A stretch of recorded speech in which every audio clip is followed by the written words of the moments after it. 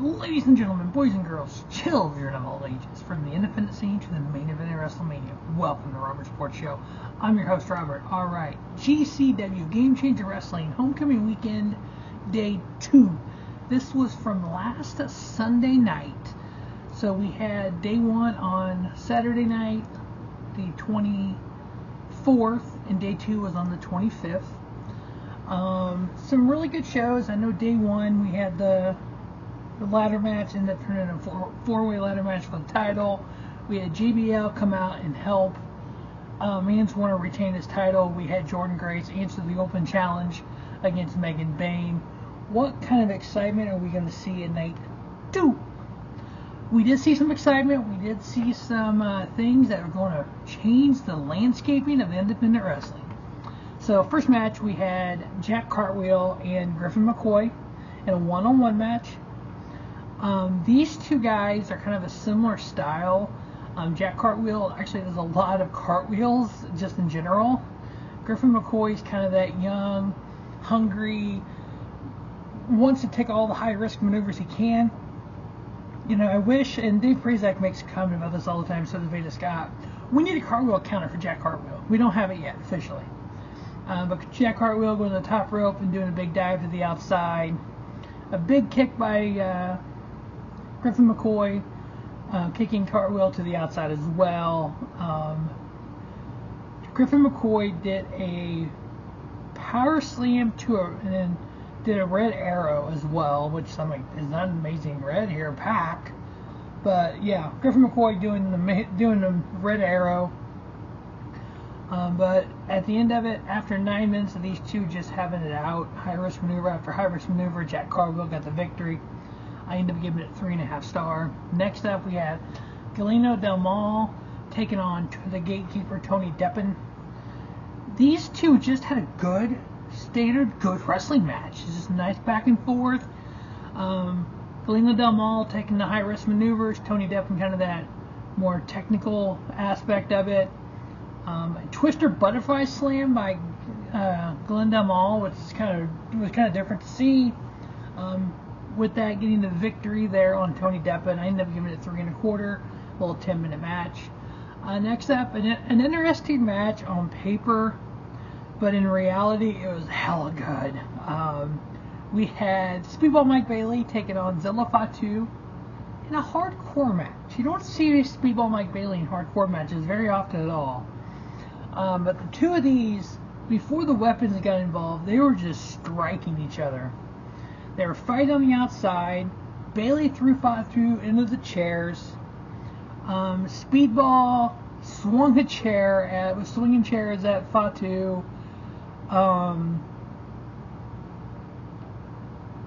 Zilla Fatu did the weirdest little move. He took the chairs that were in the ring, sitting them out on the seats, and you kind of go down, turned them on their side, and dropped Mike Bailey on it. Yeah, that looked like it hurt. Power slammed on it. Yeah, I mean, ow. These two were literally giving it to each other. 17 minutes of these two just brawling it out in a hardcore match. Mike Bailey ended up getting the victory over Zilla Fatu here. I give it 3.5. Just a different side of Speedball and Bailey than you normally see, but this is what we've seen a lot of Zilla Fatu. Again, that boy's got less than 30 pro wrestling matches. Eventually, we know where he's going, with how good the family is. He's got to get there. He's in the process of getting there as well.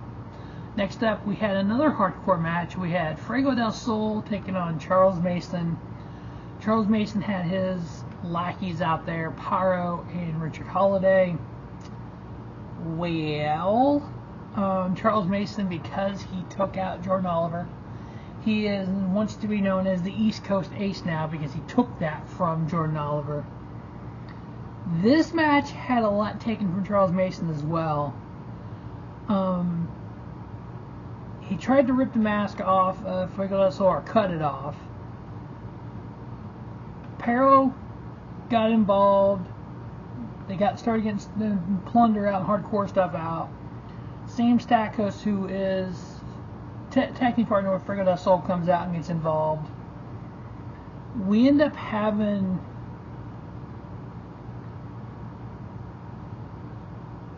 Parrow slamming Stackhouse, getting him out of the way. We had Parrow and Holliday turning on Charles Mason, which ended up letting Fuego del Sol get the victory, getting the match itself 2 3/4. But then having Richard Holliday turn on Charles Mason with Parrow, beating down Charles Mason, them two together now, it looks like. What does that mean? What does that mean for Charles Mason? Are we going to see a more humble Charles Mason? Or is he going to find some other lackey to do his dirty work like he had Holliday and Parrow doing? And where does this go with Charles Mason and whomever versus Parrow and Richard Holliday?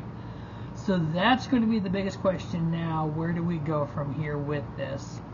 It's been all this time with Parrow, with Charles Mason attacking Effie and Alec and all of Effie's friends, and anyone that Effie's ever worked with, he's attacked. And he had Parrow and Richard Holliday by his side. Now he's kind of that lone wolf. How's he going to do? What's going to happen from here? But Fuego del Sol getting the victory. That's not the first person we had turn on somebody on this show. So yeah, there's going to be a lot of now what? Storylines in GCW. Oh my God. Alright, next up we had a hardcore match. We had John Wayne Murdoch taking on Alec Price. Panes of glass. They had multiple panes of glass at ringside, or in the ring. We had a lot of plunder, a lot of just hardcoreness. John Wayne Murdoch is a hardcore legend. Alec Price is not. So this match was okay. It seemed out of place for Alec Price to do the hardcore stuff and get down and dirty with the glass like John Wayne Murdoch does. Murdoch get the victory, ended up giving it 2 3/4 star. It was okay. Nothing spectacular, just kind of, it was there for me.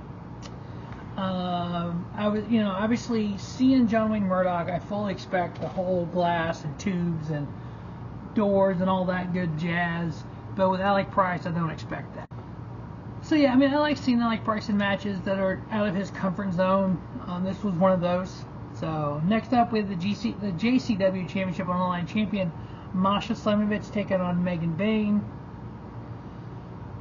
This was an okay match if it wasn't for the fact that Steph DeLander got involved a lot. I hate when other wrestlers come out. I know it's part of, quote, storytelling and the history of Megan Bayne and Joey Janela and Steph DeLander and Mance Warner and Matt Cardona and all those people getting tied up into it. But the actual match itself between Masha and Megan Bayne, I give 3 1/4 to. Then Steph DeLander comes out and ends up costing Megan Bayne the victory. I think Megan may have won it on her own without that, but that ended up costing her. So we know we're going to have something with Steph DeLander and Megan Bayne. My guess is with Janela and Mance Warner involved as well. We'll see kind of where that story ends up here, but for now, Masha Slamovich retaining her JCW championship. She also retained it at JCW all night long with against Broski Jimmy as well. So she retained it twice in 2 days. Next up, we had GCW tag titles on the line in the death match. Champions of Violence is Forever. Dominic, Garrini, and Kevin Krew taking on Los Macizos, Ciclope, and Miedo Extremo. Door, bridge, tubes. We just had a little bit of everything in this match. 2 of the most violent tag teams. Former tag team champions Los Macizos. Current tag team champions Violence is Forever. The name isn't... What they do in the ring is in the name. Violence is Forever. But Los Macizos, you saw a different side of them here. You saw Miedo Extremo turning away from Ciclope. You had Miedo refusing the tag at one point. And it's like, what's going on with these guys? And then you had, once the match was over and Violence is Forever retained their titles, again the match itself 3 stars, you had Miedo attack Ciclope. So now we have former GCW tag title champions, Ciclope and Miedo Extremo, one of the more hardcore tag teams against each other. How violent can this get? That's what I'm going to say right now. With these two, you know it ends in something. How violent is it going to get? We lost the tag team. We'll see what happens, but Violence is Forever is still your GCW Tag Team Champions. Next up, we had a 6-man tag team death match. Oh boy. So we had Bad Boy Killer Krew, Big F and Joe, Drew Parker, and Lou Nixon. 3 of the Europe's top deathmatch wrestlers. Going against pretty good trio out of the United States as well. Brandon Cook, Hoodfoot, and Matt Tremont, the Bulldozer. Yeah, we had doors, we had scaffolding set up, we had tubes, we had boxes and boxes of tubes. We had so many tubes. I want to see how much glass they swap under the ring, because I've watched them do this. They've showed it every once in a while. They'll show it. They literally just pull the ring straight out and swoop the glass down so it goes under the ring. Then my guess is when they move the ring, it's like full glass under the broken glass. They got to throw it away. I say bring it, use it, give it to AEW. They might want to use it. Jack Perry might need some of that glass. But yeah, they used a lot of it. And this scaffolding, they were climbing up and jumping off of on the tubes on the people. Ended up giving the match itself 3 1/4 with Brandon Cook, Hoodfoot, and Matt Tremont getting the victory. And then we had an 8-man tag, one called Manders, Sawyer wrecked, Thrussy, Dark Sheik and Effie, taking on the Bob Squad, Bobby Flacco, Brandon Toon, Hunter Drake, and Mr. Danger. The Bob Squad, Bobby Flacco, Brandon Toon, Hunter Drake, part of New South Wrestling, Mr. Danger, part of the Indies. You see him a little bit of here, a little bit of there. So yeah, this match was just okay. I mean, there wasn't anything spectacular. It was 7 minutes long. Kind of a clustery match here with all these guys involved. When the match started, they all just kind of went at it. I ended up giving the match itself 2.5, but some of that was we had multiple people coming out. We had people getting involved, attacking everyone, and all this kind of weird shit going on. Shane Mercer came out. We had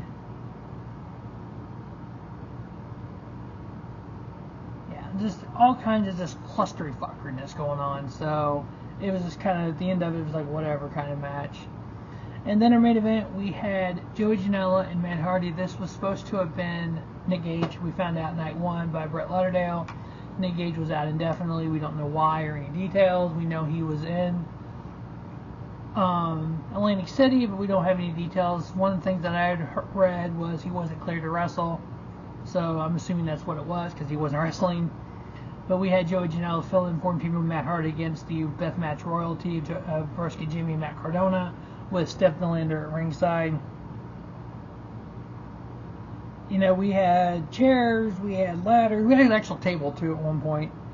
Then we have Steph Nylander getting involved. We had Megan Bayne come out and taking her out. We just had tubes galore at that point as well. Seeing Matt Hardy swing a tube is kind of weird. Seeing Matt Hardy do any of this kind of hardcore stuff is kind of different. It's way different from what he did in WWE and TNA. But overall, it was a pretty decent match. 20 minutes, main event, 3 1/4 star, with Janela and Matt Hardy getting the victory. So besides having Parrow and Richard Holliday turning on Charles Mason, and Miedo, Extremo turning on Ciclope, not a lot happened here. But it was a good match, good hardcore matches. Definitely Homecoming weekend is really one of those kind of weekends you kind of look forward to, because you just don't know what's going to happen in GCW. But that is GCW Homecoming weekend, day 2.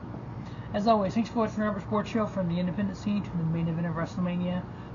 Follow it all here on Robert Sports Show. Don't just have a great day, have a spiffy day. Robert Sports Show, your YouTube leader in sports channel content.